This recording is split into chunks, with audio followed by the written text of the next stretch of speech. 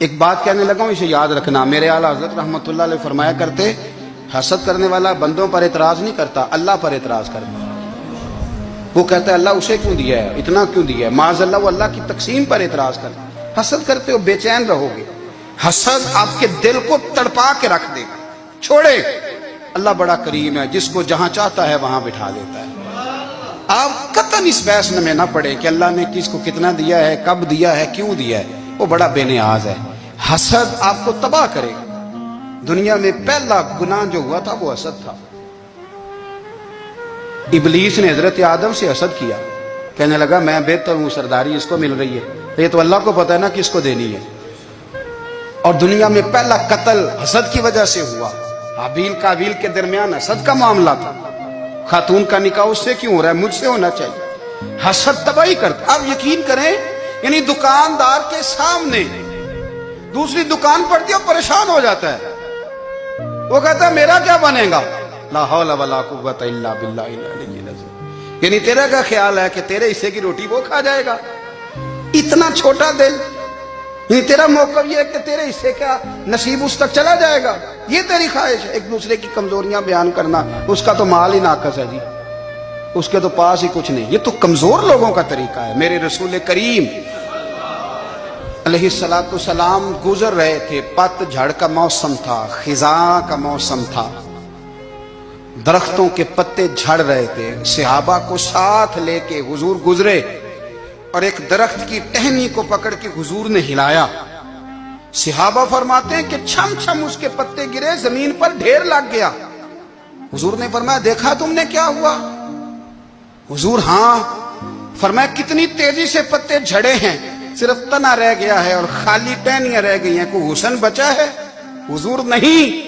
تو نبی کریم فرمانے لگے جو حسد کرتا ہے نا، اس کی نیکیاں بھی اسی طرح جھڑ جاتی ہیں، اسی طرح. اور ایک جگہ حضور فرمانے لگے جس طرح راکھ لکڑی کو آگ کھا جاتی ہے، جس طرح لکڑی کو آگ، جب آگ کھا جائے تو پھر لکڑی کو لکڑی نہیں کہا جاتا، راکھ کہا جاتا ہے، کوئلہ کہا جاتا ہے. اس کی اصل باقی یعنی اسے کھائی جاتی ہے. تو حضور علیہ السلام فرمانے لگے جس طرح آگ لکڑی کو کھا جاتی ہے، فرمایا اسی طرح حسد نیکیوں کو کھا جاتا. نیکیاں رہتی نہیں. حسد کرنے والے کے پاس نیکیاں یعنی ان کی اصل شکل موجود، کبھی بھی حسد نہیں کریں. اللہ کی تقسیم ہے، جس کو چاہے جب چاہے جتنا چاہے عطا کرے. اور چوتھی بات میرے بھائی، کبھی بھی بغض نہ پیدا کریں. بغض والے لوگ بے سکون رہتے ہیں. بہت ساری کمزوریاں ہمارے اندر ہوتی ہیں نا، پھر اللہ ہماری روزی تو نہیں نہ بند فرماتا. یہ تو نہیں کہتا کہ زمین سے نکل جاؤ. اگر یہی والا معاملہ ہو جو ہمارا ہے کہ شادی پہ اس نے میرے ساتھ برا سلوک کیا تھا، اب ساری زندگی بغض رکھنا ہے. اگر یہی معاملہ فرشتے اللہ کی بارگاہ میں کہیں کہ یا اللہ اس نے فلانے دن شراب پی تھی، اب اس کو زمین میں نہیں رہنے دینا، نظام زندگی چلے گا. تو اگر اللہ ہمیں معاف کرتا ہے تو ہم بندوں کو معاف کیوں نہیں کرتے؟ آپ یقین کریں اتنی لمبی عداوتیں، اتنا لمبا حسد، اتنا لمبا بغض، اتنا لمبا. حدیث میں نے پڑھی، میں حیران رہ گیا. میرے نبی کریم علیہ السلام نے فرمایا اپنی بیوی سے کبھی بغض نہ رکھنا. اگر اس کی ایک بات ناپسند ہو تو اسے چھوڑ کے وہ بات دیکھو جو تمہیں پسند ہے. میں اس حدیث کو پڑھ کے سوچنے لگا کہ کیا بیوی کا بھی بغض رکھتے ہیں لوگ؟ اب حضور نے کہا ہے تو اس کا مطلب ہے لوگ بیوی کا بغض بھی رکھتے ہیں. اب اس پر استدلال کر کے مجھے کہنا پڑے گا کہ سسرال والوں کا بغض بھی رکھتے ہیں. کہنا پڑے گا کہ بھائی کے سسرال والوں سے بھی بغض رکھتے. اس حدیث کی روشنی میں سمجھا کہ لوگ بھابھی کا بغض بھی رکھتے ہیں. بغض، ورنہ عادتیں تو ہماری بھی کئی بری ہوتی ہیں. اگر عادات ایک وجہ بنے اختلاف کی تو عادتیں تو ہماری بھی کئی بری ہیں، لیکن ہم اپنی بری عادتوں سمیت اپنے آپ سے پیار کرتے ہیں. اور سامنے والے کی ایک بھی عادت بری ہو تو اس سے بغض رکھتے ہیں. بغض نہ پیدا کریں. میرے نبی پاک علیہ السلام نے فرمایا کچھ چیزیں تمہارے دین کو مونڈ ڈالیں گی، تباہ کر دیں گی، کاٹ دیں گی. حضور کون سی؟ فرمایا حسد، تکبر اور بغض. یہ تمہارے دین کو تباہ کر دیں. ہم بے چین اس لیے ہیں کہ ہم نے بہت سارے لوگوں کا بغض پالا ہوا ہے، اور ہر فیلڈ میں سیاستدان نے سیاستدان کا، ذاتیات پر اتر کے بات کرتے ہیں، معزز ترین لوگ، تاجر نے تاجر کا، الا ماشاءاللہ بعض جگہ پہ اہل علم بھی ایک دوسرے سے عداوت رکھتے ہیں۔ خدا را دل رب کریم کے آنے کا ٹھکانہ ہے، یہ صاف ہوگا تو اس میں رب رسول کے جلوے ہوں گے، اگر اس میں عداوت ہو، اس میں بغض ہو، اس میں کینہ ہو، نفاق ہو، سنیں میرے رسول کریم حضرت ابوبکر صدیق رضی اللہ تعالیٰ عنہ کہتے ہیں میں رو ہی پڑا۔ مکہ فتح ہوا نا تو اکرمہ بن ابو جہل نے پیغام بھیجا کہ میں نا کلمہ پڑھنے کے لیے آ رہا ہوں۔ وہ بات لمبی ہے، میں موضوع پہ رہنا چاہتا ہوں۔ کہتے ہیں جب وہ آنے لگا نا تو نبی پاک نے ہم سب کو بلایا، ہم حاضر خدمت ہوئے تو حضور فرمانے لگے کہ اس کے باپ نے نا بڑا ظلم کیا ہے ہمارے ساتھ، ابو جہل نے بڑا ستایا ہے، بڑی تکلیف دی ہے۔ آپ مجھے بتلائیں کہ وہ ایک دفعہ کسی شادی پہ بحث ہوتی ہے بیوی کے بھائی کے ساتھ، پھر ساری زندگی اس بیچارے کو معافی، وہ 10 دفعہ گھر آتا ہے معافی مانگنے پر سوال ہی نہیں پیدا ہوتا، میں او ہو مجھے ہی کہہ دیا، یعنی پھر مجھے ہی کہہ دیا آپ نے اور میری شان میں بے ادبی، اور پھر میں معاف کر دوں؟ توبہ توبہ توبہ، یہ کیسے ہو سکتا ہے؟ میری ناک نیچی ہو جائے گی، اور آپ نے مجھے کہہ دیا، سوال ہی نہیں پیدا ہوتا۔ اور یہ رونا میں اکثر ہوتا ہوں کہ شادی والے دن داماد صاحب کا زیادہ دماغ خراب ہوتا ہے، جب چھوٹی سالی کی شادی ہوتی ہے نا اس دن اس کو بخار چڑھتا ہے، کوئی اس کو کان میں کہتا ہے تیری عزت نہیں کر دیں، اس دن اس کا دماغ خراب ہو جاتا ہے، بچے اٹھا کے نکل آتا ہے، وہ بیچارہ سسر منتیں کر رہا ہوتا ہے کہ تیری مہربانی آ جا، یہ عزت کرا رہا ہے۔ تو میں نے کہا احتجاج کر کے جو عزت کرائی جاتی ہے وہ عزت نہیں ہوتی۔ ہاں یہاں مانگ کے عزت لیتے ہیں لوگ، یا احتجاج کی کوئی عزت ہے؟ آپ کے اندر کمالات اتنے ہوں کہ آپ کی عزت کرنے کو دل چاہے، یعنی مزہ آئے، یعنی لطف آئے، یعنی آپ دور بیٹھے ہوں تو کسی کا دل کرے آپ کو اسٹیج پہ بلانے کے لیے۔ یہ کیا بات ہوئی کہ چھائے جانا اور بھاگ کے آگے جانا؟ ان سے نکلیں۔ اکرمہ بن ابو جہل کلمہ پڑھنے کے ارادے سے آ رہے ہیں، حضور علیہ السلام نے صحابہ کو بلایا، کتنی زیادہ عداوت رکھی جا سکتی تھی معاذ اللہ؟ کب سے وہ چلا تھا ظلم کرنے، اور اس کے بعد اس کا بیٹا شروع ہو گیا، کتنی باتیں تھیں جو ناقابل معافی تھیں، پر کریم رسول نے ہمیں بتلایا ہے کہ سکون والی زندگی کہتے کس کو ہے۔ جب سب لوگ جمع ہو گئے تو حضور نے فرمایا بھئی وہ کلمہ پڑھنے آ رہا ہے، اس کے باپ نے ظلم بڑے کیے ہیں، پر میری نصیحت یہ ہے کہ اس کے سامنے اس کے باپ کو برا نہ کہے، خبردار کوئی اس کے سامنے کوئی بات نہ کرے، اب وہ کلمہ پڑھنے آ رہا ہے، مطیع ہو کے آ رہا ہے، بان کے آ رہا ہے۔ کہتے ہیں اللہ کے رسول نے نا کافی دیر تک خطبہ دیا، بریفنگ دی، بات سمجھائی۔ جناب صدیق اکبر کہتے ہیں میں رو پڑا۔ ایک صحابی مجھے کہنے لگے تمہیں کیا ہوا؟ تو میں نے کہا میں مصطفیٰ کی رحمت پہ رو رہا ہوں، دیکھو کن کے لیے حضور گراؤنڈ بنا رہے ہیں، اے دیکھو کن کے لیے حضور تیاری کر رہے ہیں، جنہوں نے ساری زندگی دشمنی کی۔ خدا را یہ اندر سے عداوتیں نکال پھینکو۔ او بھائی اتنا تو لمبا ٹائم ہی کوئی نہیں، اتنا تو وقت ہی کوئی نہیں، اس کو صاف رکھو۔ بندہ کوئی کر بھی گیا تو کوئی حرج نہیں، چنگی مندی سجنا کولوں 100 واری ہو جاندی، یار یاراں دا گلا نہیں کر دے، اصل پریت یار یاراں دا جڑا گلا کردا تے یار نہیں جی ہوندا۔ ہاں پکی بات، پکی پیڑی۔ میرا ایک سنگی مجھے آ کے آنے لگا فلانی جگہ بندہ یہ بات کر رہا تھا، میں کہ تو اوتھے ہی سے سوندا سے تم ہی نال ہی سے، میرا تو سجن بات سن ہی نہیں سکتا۔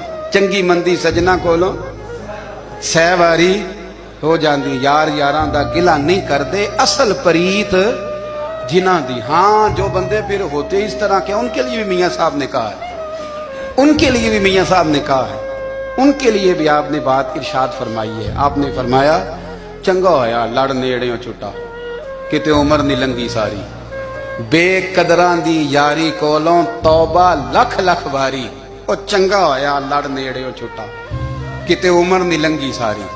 جو اس طرح کا تھا نا شکوے کرنے والا، بغض رکھنے والا، فرمایا بے قدران دی یاری کولوں توبہ، یعنی لاکھ تے لاکھ کنے ہو گئے، یعنی 2 لاکھ باری توبہ کی تھی انہوں نے، گنی نہیں جا سکتی جتنی میاں صاحب نے توبہ کر دی۔ بے قدرے دوست، بے قدران دی یاری کولوں توبہ لکھ لکھ باری، چنگا ہویا لڑ نیڑیوں چھٹا، کتے عمر نہیں لنگی ساری۔ تو مہربانی کریں، ایک تو اگر آپ مطمئن رہنا چاہتے ہیں تو کبھی کبھی نا مست ہو کے ذکر الہی کریں، مست ہو، وہ والا ذکر نہیں جس میں آپ موبائل بھی دیکھ رہے ہیں اور کہانیاں بھی. میرے سامنے کو بندہ جمعے والے دن یا تقریر کے درمیان تسبیح لے کے بیٹھ جائے تو میں اس سے پوچھتا ہوں تو دو کام ایک ٹائم میں پہ کرنا ہے. میری بھی بات سن رہے ہو, تسبیح پڑھی تو ممکن ہی نہیں. تسبیح تو تسبیح ہے, جب وہ ہوگی تو پھر کوئی اور کام سوال ہی نہیں پیدا ہو. ایک تو ذکر کرے محو ہو, دوسری بات حقیقت کا سامنا کرے. آپ اگر مطمئن رہنا چاہتے ہیں تو حقیقت پسند بنے. تیسری بات حسد چھوڑ دیں, دوسروں کو ڈسکس کرنا چھوڑ دیں. آپ یہ دیکھیں کہ اللہ نے مجھے کیا کچھ دیا, اس پہ راضی رہیں. حضرت عبداللہ ابن عمر رضی اللہ تعالیٰ عنہ بیمار ہو گئے, شدید علیل تھے, طبیعت مبارک میں کمزوری آ گئی, کچھ کھانے کو دل نہیں کرتا تھا. گھر والے بار بار کہتے کچھ کھا لیجئے کچھ کھا لیجئے, نہیں کھاتے تھے. بالآخر حضرت نافع آپ کے غلام تھے, ان سے کہنے لگے کہیں سے مچھلی مل جائے نا تھوڑی سی تو میں کھاؤں گا. تو کہتے ہیں میں سارے مدینے میں ڈھونڈتا رہا, مچھلی نہ ملی. اگلے دن بھی ڈھونڈی تو نہ ملی, تیسرے دن بھی ڈھونڈی تو نہ ملی. تو فرمانے لگے یار بس چھوٹی سی خواہش ہے, کوئی فرض نہیں ملتی تو رہنے دیں. کہتے ہیں چوتھے دن مچھلی مل گئی, میں 1.5 دینار کی مچھلی لا کے حضرت عبداللہ ابن عمر رضی اللہ تعالیٰ عنہ کے سامنے جو مچھلی رکھی تو آپ نے لقمہ روٹی کا توڑا تھا, مچھلی کو لگانے لگے کہ دروازے پہ فقیر نے آ کے آواز دی کچھ کھانے کو دو. تو حضرت عبداللہ ابن عمر نے روک لیا اور ہنسے. کئی دفعہ ہم بھی دیتے ہیں پر ہمارا چہرہ دیکھنے والا ہوتا ہے, اتنے ہم غصے میں ہوتے ہیں دے دیتے ہیں, لیکن جو چھلوٹیں ہوتی ہیں نا چہرے والی وہ گنی نہیں جاتی.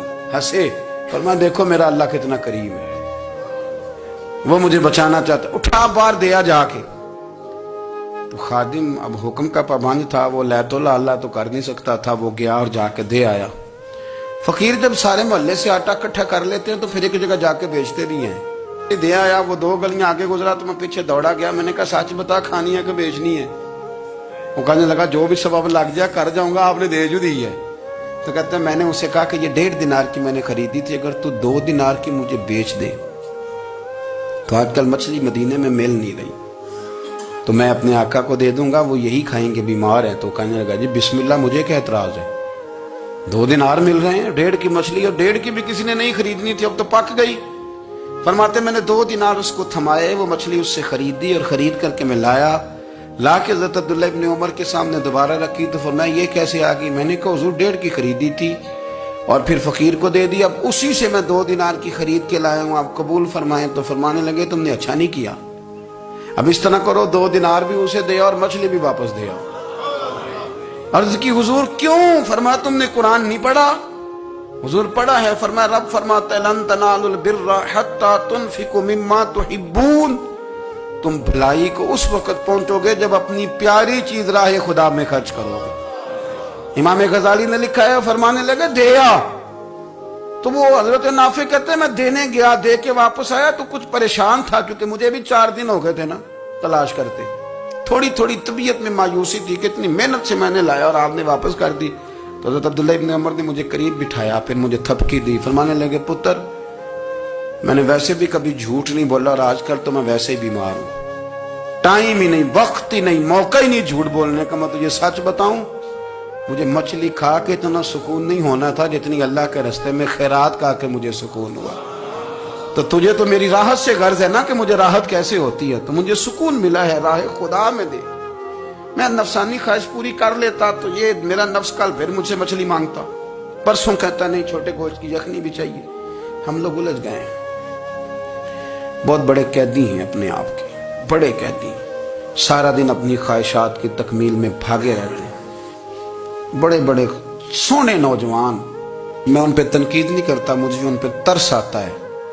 جب میں رات کے اندھیروں میں انہیں ٹیلی فون لے کے چوکوں میں کھڑے دیکھتا ہوں تو مجھے رحم آتا ہے. میں کہتا ہوں دیکھو نفس کی خواہش کے پیچھے یہ کیا مثلا آخر کیا ہے اس میں, ایک عورت کے پیچھے تباہ کر لیا اپنے آپ کو, یعنی زیادہ سے یہ کوئی مقصود ہے, یہ کوئی مقصد حیات ہے جس کو مقصد بنا لیا ہے. میرے عزیز بات کو سمجھ لیں, اتنا خوبصورت آدمی ہے اور اتنا اس کا اونچا قد کاٹ ہے, اور کیا کس کے پیچھے یہ بھاگا ہوا ہے. بڑا سمجھدار, دانشور, عقل مند آدمی, ذی روح بندہ, لیکن اس کا سٹیٹس آپ یہ ملاحظہ کریں کہ وہ 20-40 ہزار کی خاطر جھوٹ بولتا ہے, دھوکہ دیتا ہے. فریب اور فراڈ کرتا ہے. ہم اپنی نفسانی خواہشات کے پیچھے اس طرح بھاگتے ہیں کہ ہم اصل سے رہ جاتے ہیں. میری باتوں کی سمجھ آ رہی ہے آپ حضرات؟ تھوڑا تھوڑا کر کے ایک ایک کر کے ان کی باتیں کم مانیں. وہ ضروری تو نہیں نا کہ سویرے ناشتہ بازار سے اپنی مرضی کا تگڑا کیا ہے, بازار سے لا کے پوڑیاں چنے بہترین کھائے, اور پوڑیاں چنے ابھی کھائے نہیں, شاپر میں ڈالے ہوئے ہیں, اور وہ لے کے ابھی آ رہا ہے, تو ساتھ ہی رستے سے گوشت بھی چھوٹا اچھا لگا تو 2 کلو وہ بھی لے آئے کہ پوڑیاں چنے کھاؤں گا اور دوپہر کے لیے گوشت پکاؤں گا. وہ پہلے یہ تو کھا لے صاحب, اس سے تو نجات پا لے. یہ پتہ نہیں ہضم ہوتا ہے کہ کچھ اور کرتا ہے تیرے ساتھ, لیکن وہ گوشت بھی ساتھ لے آیا. یعنی ٹیبل پہ, ناشتے کے ٹیبل پہ بیٹھ کے فیصلہ ہو رہا ہوتا ہے کہ ہم نے کیا کھانا ہے, ہم نے کدھر جانا ہے. سمجھو, یاد رکھو, باتوں کو سمجھو اور غور کرو. یہ تھوڑا تھوڑا کر کے جب ہم چھٹکارا حاصل کرنے کی کوشش کریں گے نا, چھٹکارا حاصل کرنے کی, کئی جگہ سے, کسی جگہ سے اگر آپ کو تنبیہ ہوتی ہے نا, تنبیہ, اس میں بھی بڑا مزہ آتا ہے. اس میں بڑا, ہمارے ایک بزرگ تھے, تو ایک دن نہ میں گیا تو کہنے لگے الحمدللہ آج میں بڑے سکون میں ہوں. میں نے کہا جی وہ کیا ہوا؟ کہنے لگے میں اپنے آپ کو بڑا پیر صاحب سمجھنے لگ گیا تھا. تو ایک وابڈا کے کسی آدمی سے کام تھا, تو میرے ایک دوست نے مجھے کہا کہ پیر صاحب اس کو ٹیلی فون کر دیں, سنا ہے آپ کا عقیدت مند ہے. میں نے اس بندے کو ٹیلی فون کیا تو کہتا پیر صاحب میں عزت آپ کی بڑی کرتا ہوں پر یہ کام نہیں ہو سکتا. کہتے ہیں جب اس نے مجھے کہا نا تو کچھ بھی نہیں, تو مجھے بڑا مزہ آیا, ورنہ میرا تو نفس پھول گیا تھا. میں تو سمجھتا تھا کہ جو میں کہتا ہوں ویسے ہی ہو جاتا ہے. کہتے اس نے تھوڑا سا نا مجھے لیول میں کیا ہے, مجھے مزہ آیا. یہ لوگ نا اپنے اوپر بوجھ ڈالتے تھے, یہ تھوڑا تھوڑا پیچھے ہٹتے تھے, یہ سمجھتے تھے کہ اس طرح تو ہماری تکمیل رہ جائے گی. صبح سے شام تک اگر اسی نفس کی باتیں مانتے رہیں گے تو خرابی کرے گا. دولت کا نشہ ہے بھائی, دولت کٹھی کرنے والا کسی جگہ سیر نہیں ہوتا. حسن کا نشہ ہے, حسن کا نشہ ہے. حضرت ابو بکر شبلی رحمت اللہ علیہ فرمایا کرتے تھے جو تیری بیٹی کو خوبصورت سمجھ کے اس کے ساتھ نکاح کرنا چاہے اسے بیٹی نہ دینا. حضرت جی کیوں؟ فرمایا حسن تو تھوڑے دن کے بعد ختم ہو جائے گا, پھر وہ اس کی قدر نہیں کرے گا, وہ تو کہیں اور منہ مارتا پھرے گا. حضرت ابو بکر شبلی رحمت اللہ تعالی علیہ کی بیٹی خوبصورت تھی. ایک نوجوان کہنے لگا میرا نکاح کر دیں. آپ فرمانے لگے پتر تو 1 مہینے کے بعد آنا, کر دوں گا. بڑی موٹی تازی خوبصورت صاحبزادی. تو حضرت نے اسے دوائی کھلائی, اسے پخانے لگ گئے. جو پخانہ کرتی ایک مٹکے میں سنبھال دیتے. تھوڑا وقت گزرا تو وہ ہڈیوں کا پنجر بن گئی. مہینے بھر میں دست اتنے آئے کہ کمزور ہو گئی. تو ابو بکر شبلی 1 مہینے کے بعد نوجوان کو بلایا, فرمایا ادھر آ تیرا نکاح کروں. بچی دکھائی تو وہ کمزور بستر پہ پڑی. فرمایا شادی کر. کہنے لگا اس سے نہیں میں نے کرنی. فرمایا یہ وہی ہے؟ کہنے لگا جی نہیں. فرمایا تو کہتا تھا مجھے عشق ہے, کدھر گیا تیرا عشق؟ کہنے لگا حضرت صاحب آپ کیسی بات کر رہے ہیں. فرمایا ادھر آ. پھر وہ مٹکا جس میں گند رکھا تھا وہاں لے گئے. فرمانے لگے تیرا اس کے ساتھ عشق تھا, یہ ہے تیرا عشق. فرمایا اسے تو میں 4 دن روٹی کھلاؤں گا پھر تندرست ہو جائے گی, لیکن میں دیکھنا چاہتا تھا کہ تو میری بیٹی سے پیار کرتا ہے یا اس کے چہرے پہ آنے والی کچھ وقت کے لیے سرخی سے پیار کرتا ہے, اس لالی سے پیار کرتا ہے جو جوانی کے وقت بچوں اور بچیوں پہ آتی ہے. کس چیز کے دل دادا؟ یعنی کیا مطلب؟ نفس کی غلامی, سراسر غلامی. اور پلٹ پلٹ کے اور بڑے بڑے سیانے بندے چھوٹی سی خواہش کے لیے. بڑا سمجھدار آدمی, بڑا سیانا بندہ. میں ایک بڑے بزرگ عالم تھے, میں ایک دفعہ ملنے گا تو پائے پکا رہے تھے, خود پائے پکا رہے تھے. تو وہ بڑے پیار کی بات ہوتی ہے نا جی. تو تامت باندھی ہوئی اور بڑی جناب خستہ حالی, اور وہ پائے پکا رہے ہیں. تو میں نے ان سے کہا, میں نے کہا حضرت جی پائے تو کسی اور نے بھی پکا لینے تھے, آپ بخاری لے کے بیٹھتے, چلو میری طرح کا کوئی بندہ آپ سے استفادہ بھی کر لیتا. اب پائے آپ لائیں گے, پھر پکائیں گے, پھر آپ کھائیں گے, تو یہ تو 24 گھنٹے آپ کسی کام میں گزر جائیں گے. تو یہ ایک چھوٹی سی خواہش کے لیے. میں کسی چیز کو حرام نہیں کہہ رہا, قرآن پاک کی جو آیت پڑھی ہے صرف اس کی تفسیر آپ کے سامنے عرض کر رہا ہوں. ہماری خواہشات ماں پالتی ہے, آپ کو نہیں پتا کتنے دکھ سہتی ہے. میں ان ماؤں کو جانتا ہوں جو بیٹے کے حصوں کی مار بھی اس کے ابے سے کھاتی ہیں, مار کھاتی ہیں وہ. ایک خاتون ایک کان سے سنتا نہیں, میرے پاس ایک دفعہ آئی, کہنے لگی 60 لگ گئی سی, کوئی دعا کر دیں کہ آپ کو وظیفہ پر. ڈاکٹر کہتے ہیں ٹھیک نہیں ہو سکتے.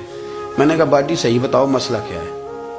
کہنے نہیں کچھ بھی نہیں, مسئلہ کیا ہونا ہے, पुत्र गलत निकल आया है, उसका बाप रोज मारता है, आज मैं आ भी गई हूँ तो उसने एक थप्पड़ मेरे कान पे मार दिया, तो पर्दा फट गया।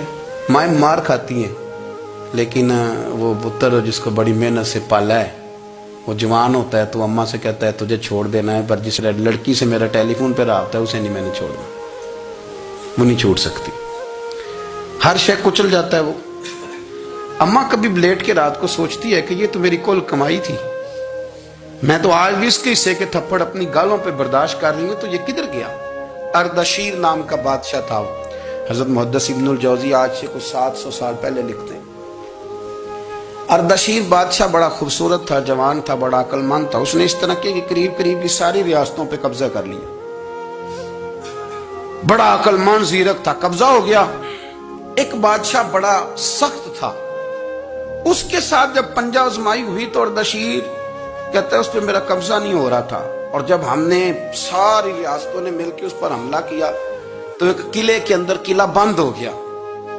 अर्दशीर बड़ा खूबसूरत आदमी था, बड़ा समझदार था, तो वो बादशाह किला बंद हो गया, उसने कहा निकलना ही नहीं। अब वो अंदर बंद है, यक बार की हमला किया तो वो बड़ा बड़ा किला था उसमें बंद हो गया। उस बादशाह की ना जिस पर हमला किया उसकी बेटी अचानक एक दिन किले की दीवार पे चढ़ी तो अर्दशीर के हुस्न और जमाल को देखा तो आशिक हो गई, और अपने ही बाप के खिलाफ उसे कहने लगी कि अगर तू मेरे साथ शादी का वादा करे ना तो मैं तुझे रास्ता बताती हूँ हमला करने का। उसने कहा मेरा वादा रहा, तो रास्ता बता। उसने रास्ता बताया उस लड़की ने, और बादशाह ने हमला किया तो उसका बाप कत्ल किया, उस इलाके पे कब्जा किया शादी के वादे पर। हाँ हाँ, नफसानी ख्वाहिश बंदे को अंधा कर देती, नहीं समझ आती उसको मैं किधर जाना, अंधा कर देती। हमला किया, और जब उस लड़की को लेके आया ना अपने महल में, तो पहले दिन शादी की पहली रात थी, तो बिस्तर बिछाया कनीज ने, तो वो कभी करवट उधर बदलती कभी उधर बदलती, तो बादशाह कहने लगा क्या है, कहने लगी बिस्तर में कुछ है, मुझे तकलीफ दे रही। उसने चिराग जलाए और जब बिस्तर उठाया तो एक इतना सा धागा निकला। धागे से अमूमन तकलीफ नहीं होती, तो उसने कहा तो इतनी नरमो नाजुक है कि धागा। कहने लगी मेरा बाप ना मेरे साथ इतना प्यार करता था कि रोज मेरा बिस्तर भी खुद बिछाता था, और उसने आला रखा हुआ था, वो नापता था कि कोई पाया ऊंचा नीचा तो नहीं, मेरी बेटी का बैलेंस सोते वक्त खराब ना हो जाए, और मेरे लिए गोश्त और कपड़े भी खुद पसंद करके लाता था, खाने पीने का खुद ख्याल करता था। अर्दशीर कहने लगा अच्छा वो इतना प्यार करता था, और फिर तूने उसके साथ क्या किया। कहने लगा बुलाओ कनीजों को बुलाया, फरमाया इसको उठाओ और जल्लाद के पास ले जाओ, उसे कहो कि इसके बाल एक घोड़े के साथ बांधे, पैर दूसरे घोड़े के साथ बांधे, और एक घोड़ा इधर भगा दे, किधर भगा दे। ये जिसके बाप ने इतना प्यार किया, ये नफ्स की इतनी गुलाम है कि उसकी वफादार नहीं रही तो मेरी वफादार कैसे बनेगी। इसने इतने नाजों से पाला कि धागा इसे बर्दाश्त नहीं। ओ यारो याद रखो, अगर नफ्स की गुलामी करो, बड़े बड़े वफादारों को छोड़ के गुलामी करो, तो फिर कहो वफादार मिल जाए। कोई बोल हवा लड़ा ना बोल बैठी, उनके खसम नाराज बड़बोलियां दे, कां सिर खाए ते बुलबुल ठंड पाए। बड़े फर्क नहीं सजना बोलियां दे, जड़ियां खसमां दी विच रजा वसन, भाग जाग जांदे उन्हां गोलियां दे। आप उदलियां नू सरदार पैन तक्के, ते शर्मा वालियां नू झूठे डोलियां दे। अपने नफ्स के पीछे चलोगे तो ये तबाही है। जब हमने किसी से वफा नहीं की तो ये क्या उम्मीद हुई कि दुनिया हमसे वफा करेगी। अल्लाह रसूल की मर्जी के मुताबिक उसूल पसंद जिंदगी बनाए, एक एक करके अपनी ख्वाहिशात से पीछे हटे, थोड़े पे गुजारा करना सीखें, अपने नफ्स को समझाएं। जरूरी नहीं कि रोटी हर वक्त मजे के लिए खाई जाए, कभी कमर सीधी करने के लिए खुश्क रोटी भी खा के देखो, कभी सादा खाना उस पे भी इक्तिफा करो, कभी थोड़ा खर के अच्छे तरीके से सादे कमरे में भी अल्लाह को याद करके देखो। नफ्स के पीछे ना भागिएगा, तबाही करेगा।